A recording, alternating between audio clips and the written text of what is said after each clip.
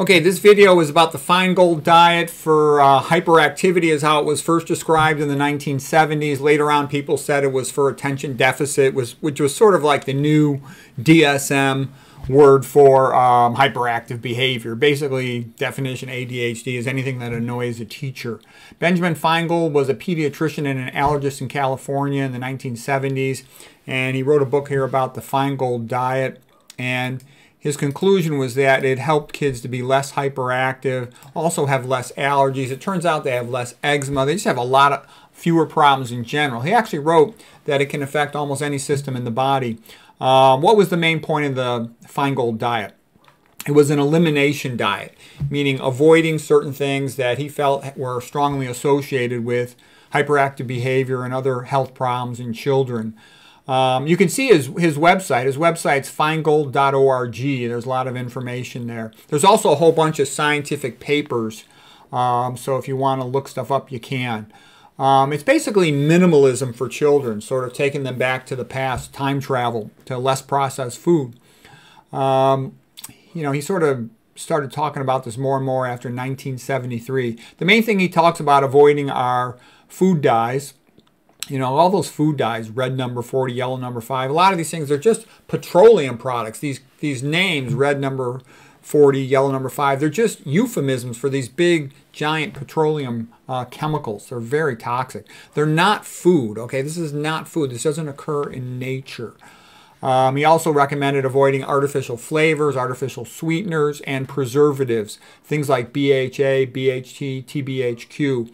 These are especially put into foods to prevent the fats from going rancid. Rancidity of fats is a big problem in food spoilage.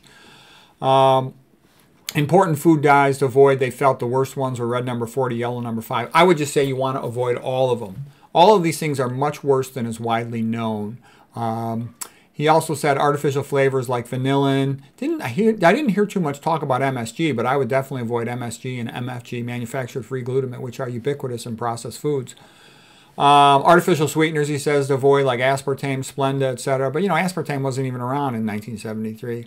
Artificial fragrances. So, again, the way I see it, the benefit of Feingold, it was sort of a pushback on all these food additives. So basically the food additives kept ramping up through the 1950s, 60s, 70s, and he's saying, no, no, no, it's a pushback, okay? So you want to go back in time, if you will.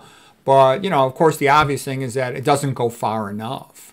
He also recommended avoid salicylates like aspirin. You know, there's some people are allergic to aspirin. He felt the diet must be followed strictly. You know, small breaks in the diet can lead to big symptoms. The whole family should follow it. It makes it easier for the kids. You know, usually it's a mom who's home. Mothers tend to spend much more time with children than fathers do. Oh, one thing funny, if you go to Wikipedia, they basically kind of slander the guy. Say, oh, it doesn't work, it's boring, it's not practical. Yeah, right. I'm the exact opposite. I think it's a great idea. It just doesn't go far enough. Okay, Feingold, and then people who subsequently researched it, they claim it also helps patients with behavior problems, eczema, asthma, anxiety, even as psychiatric conditions, so-called psychiatric conditions like bipolar, major depression, mood swings, sleep disorders, obsessive-compulsive disorder, tics, and seizures, okay?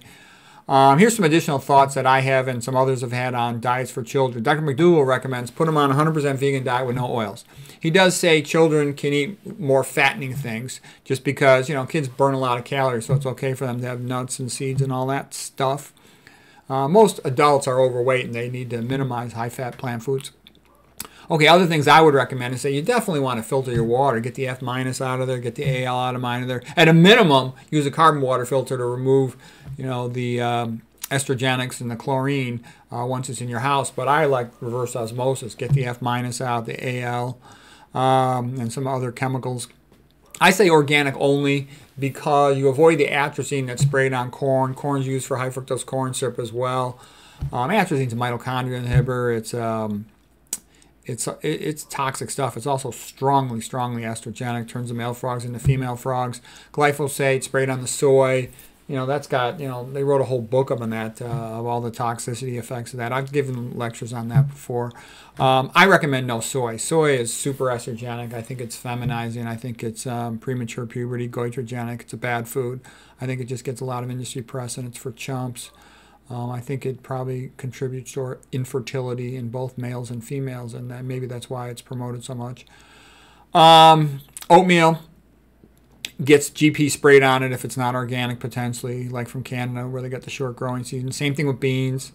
I say no high fructose corn syrup, no MSG, no MSG. And to avoid all this stuff, what do you have to do? You basically, here's one of the books, Feingold Cookbook for Hyperactive Children, then there's another one.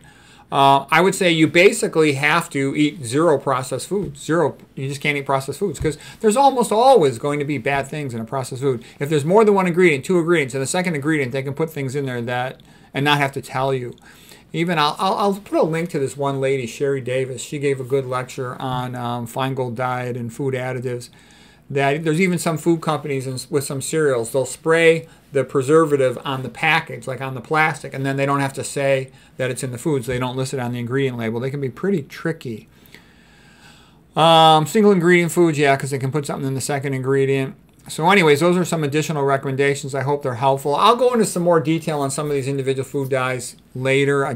Tonight I wanted to emphasize the idea of the Feingold diet. And again, there's his website, feingold.org. Modern pitfalls is even more complicated now. You know, the AP, you know what, letter E, and then another one, letter E, and then an L on avocados, on apples. So it's getting trickier to be able to find good food. So hope this was helpful. And again, I'll have some links down below on related stuff.